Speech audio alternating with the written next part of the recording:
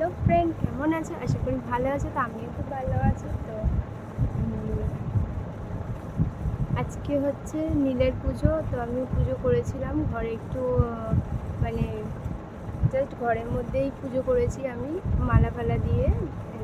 আর হচ্ছে তোমার আজকে সাবু খেয়েছিলাম দুপুরবেলায়, আর এখন খিচুড়ি বানাচ্ছি।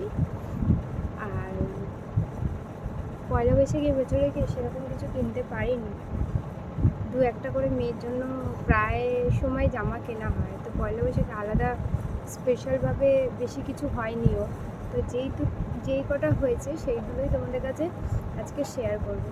ইচ্ছে তো থাকে প্রচুর কিছু কিনে দেওয়ার, কিন্তু সেরকম হয়নি এবারে। তো চলো তোমাদেরকে দেখাই যে আমার মেয়ের জন্য কী কিনেছি।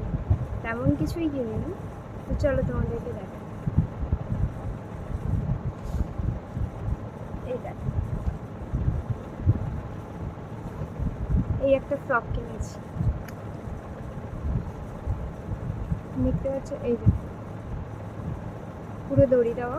আমি না মানে মানে চারিদিকে খুঁজেই দড়ি দেওয়াই ফ্রক খুঁজছি, কেননা গরমের মধ্যে তো এগুলোই ঠিক আছে সবসময় পরানোর জন্য। এই একটা দড়ি দেওয়া ফ্রক কিনেছি, একটা হয়েছে। আর আর একটা এই একটা ফ্রক কিনেছি। তো এই ফ্রকটা কে দিয়েছে বলো তো? এটা আমার মা দিয়েছে। এই দুটো ফ্রকই আমার মা দিয়েছে। আমি এখনো পর্যন্ত কিছু দিয়ে উঠতে পারিনি, ইচ্ছে আছে একটা জামা দেওয়ার। তো এই দুটো ফ্রক আমার মা কিনে দিয়েছে। তো কেমন হয়েছে বলো? আর এই প্রিন্টগুলো আমার খুব পছন্দ হয়েছে বলে এরকম ফ্রক আরও আছে ওর। এই দেখো, এরকম ফ্রক আরেকটা আছে, এটা আমার দিদি দিয়েছিল। দেখতে পাচ্ছ ফ্রকটা খুব সুন্দর, বেশিবার পরাইনি এটা।